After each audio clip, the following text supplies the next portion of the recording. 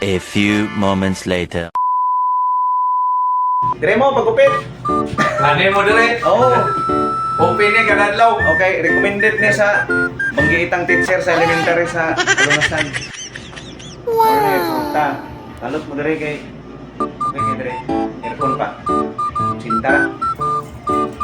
Ari tubigon at bang sa the generic pharmacy doon sa 7S.